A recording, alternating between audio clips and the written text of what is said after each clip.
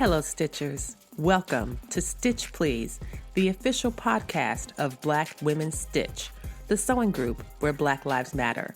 I'm your host, Lisa Woolfork. I'm a fourth-generation sewing enthusiast with more than 20 years of sewing experience. I am looking forward to today's conversation, so sit back, relax, and get ready to get your stitch together. Welcome to the Stitch Please podcast. I'm your host, Lisa Woolfork. And as I say every week, this is a very special episode because this episode, I am going to talk with you about a road trip that I recently took and ended up including some really fun sewing excursions. In particular, a visit to meet a person in real life who I had only talked to before on the internet or other like digital conversations. So I'm realizing that one of the differences between having little kids and having adult kids is that you can leave adult kids home alone. And so my spouse and I were able to visit family in upstate New York. And we are located in Virginia, Charlottesville, Virginia.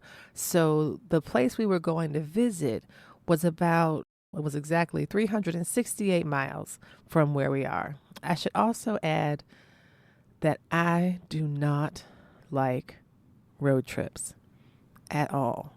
I think I have like maybe a 3-hour max and then I get like really cranky or despondent. So an 8-hour drive or 7.5, depending. Like if you left early in the day, it was like 7.5 hours. And if you left later in the day, it'd be closer to 8.5 because of traffic. And so we were heading on to do this road trip, heading north from Virginia to upstate New York. And my thought was, how can I make this be less arduous emotionally? And my spouse is incredibly wonderful and was like, maybe there's a fabric store. And I was like, oh, there is a fabric store. There is absolutely a fabric store. There's a fabric store that I really want to go see. And it is Cultured Expressions in Rahway, New Jersey. And I looked at the map and I looked at the 3 different routes that Google or Waze or one of the mapping apps had suggested. They suggest the main route and then they suggest alternate routes. But the main route, which was the faster route, was also the route that was closer to Rahway, New Jersey. The other ones had us going west on the west end of Pennsylvania, rather than on the east end, closer to Philadelphia and the Atlantic Ocean and all those states on that side, including New Jersey. I was very excited. And if you are a Patreon subscriber, I will upload a video of a tour that I took of the shop. It was a lot of fun. So to begin, when we arrived in Rahway, it was about 101 degrees. It was really hot. And Rahway is a beautiful and quaint little town. It's got a post office and library and fire station and all along this main street. And when we walked in, Lisa was so kind. She was like, hey, do you want some water or some mango juice? And the answer was yes and thank you. It was just so welcoming. It just felt like coming home in a way, or visiting a cousin that you hadn't seen in a long time, except that I had talked with Lisa earlier in 2022, and she's been on the podcast a couple of times. And I will be sure to include links to her episodes. One was talking about her in the shop and running a brick and mortar store. And the other one was about her conference that she held talking about African fabrics. And it was really wonderful. And I did a panel talking about African quilts with a few other quilt artists. And so she's really a wonderful organizer and just an extraordinary light in the sewing community. She offers a grant for those who have African fabric businesses, just to offer support and mentorship and resourcing, and just really cool peeps. So, as I said, she offered us water and mango juice, and I was like, oh, this is so nice. And I did spend a good deal of time at the shop speaking in a very high falsetto because I was marveling at every little thing that I happened to see. But one of the things I was very excited about was the opportunity to enhance the sewing project that I had planned to work on during the vacation. We were driving again, as I said earlier, to upstate New York to the Catskills.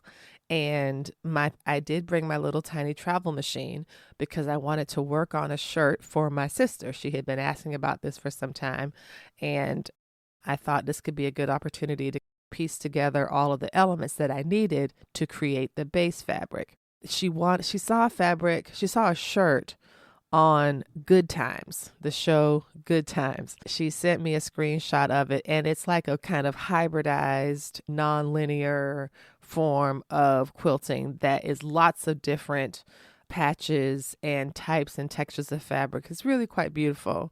I'm working on that. I had a few quilt blocks, I had some applique blocks, and I thought this would be really cool to supplement it with some of the fabric that Lisa has because it's absolutely brilliant. And so what I ended up getting was 2 jelly rolls. For those unfamiliar with quilting terms, a jelly roll is a stack of strips that are cut from selvage to selvage. From the jelly rolls allow for a variety of different fabrics to be put together. It's almost like it's already curated. When you choose a jelly roll, you know that the fabrics are going to go together. They might all come from the same designer. They might come from a similar colorway or one that's even deliberately different. But when you get a jelly roll, you're grabbing something that you know is going to work because it's been curated and organized to work together.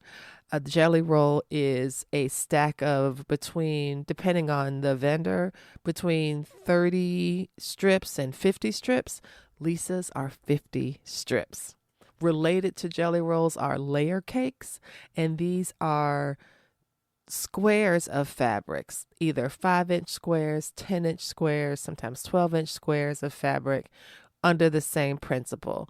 It's meant to be a variety of fabrics that go together and are offered as a single unit.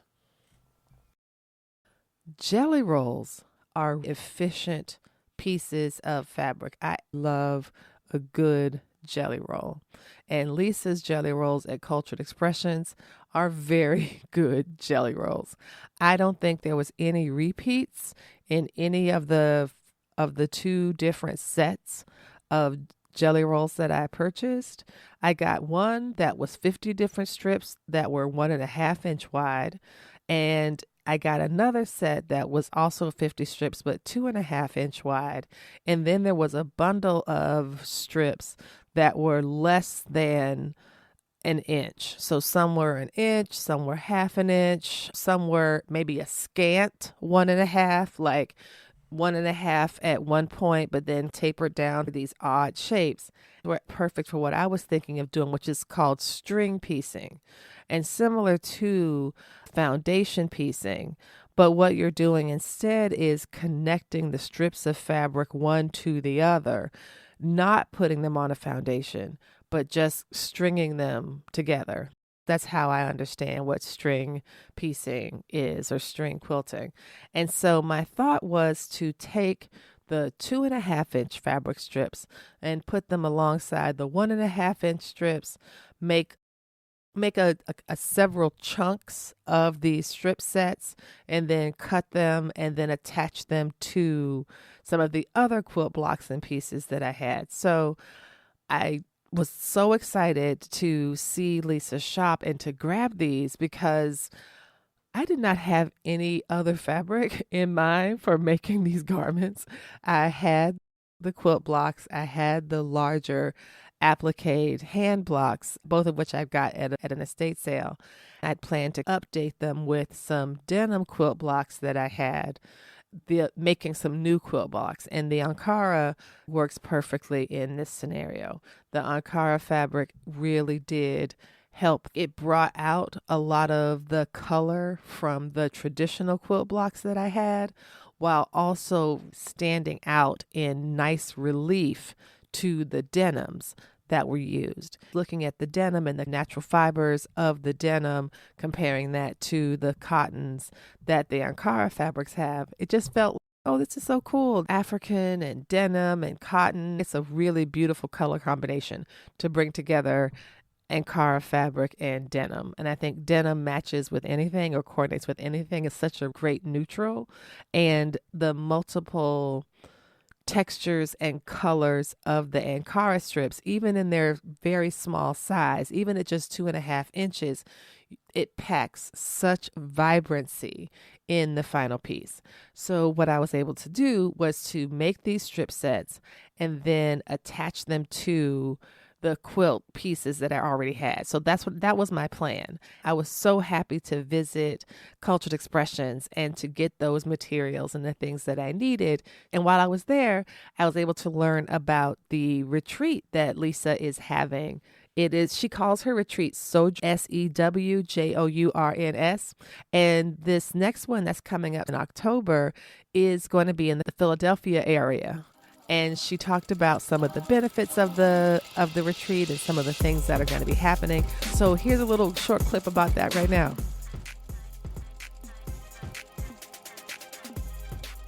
Okay, so here at Cultured Expressions, it's amazing. Here with the Lisa, who is fantastic. She's been on the podcast a couple times. I have. We had a great time. And she is a great time. And she has a retreat coming up is it New Mexico? No, this one's outside of Philly. This is the East Coast Philly. one. It's her East Coast listen. during the week, so it would change it up a little bit for this one. Okay. So it's going to be just a retreat experience, some guest speakers, time to work on your own stuff, and some retail therapy, gourmet food. We're going to be at Normandy Farm, and the food is wonderful. The head chef is from Kenya. Oh my word. Y'all, it's gonna be some good food. That alone, right? Some good food, some good wine, some good times, some sewing, and some retail. People, yes, all to the good. And the reason I thought it was in New Mexico because Lisa was taking people everywhere. I know. You would hopefully go next year. Santa Fe would come back. Yes, Santa Fe was something to do class. And didn't you do one on the continent as well? Did you have one? Yeah, I did a couple sojourns to Ghana. Wow. I don't know if I'm doing that anytime soon. There's a lot going on, but if I'm going to gradually get back to within the U.S. Yes, this is perfect way to do it. Like Phillies, like not that. So, I want it to be in driving distance for me, to be honest. Yeah, it needs just to ease in. Yeah, absolutely. Because it's a lot of work. Yeah. It's a lot of work, and you give a lot, and you provide a lot. A lot of the people that go on the sojourns out west are actually East Coast people. Oh my word, this is amazing. So if you're interested in gourmet food and wine and an amazing time with wonderful speakers, Lisa Shepard Stewart is offering a fantastic sojourn right outside of Philadelphia. Find out more, culturedexpressions.com. You can call her at 1-866-MUDCLOTH. And if you are in I think they call it the tri-state area, if you are near New Jersey, you can go to her shop in Rahway, and it's actually really close to the train. Like you take the Amtrak and then you can get on this other train and it lets you off like a block from the shop. This is just a little short report on a road trip that I recently took and had a wonderful time at Cultured Expressions.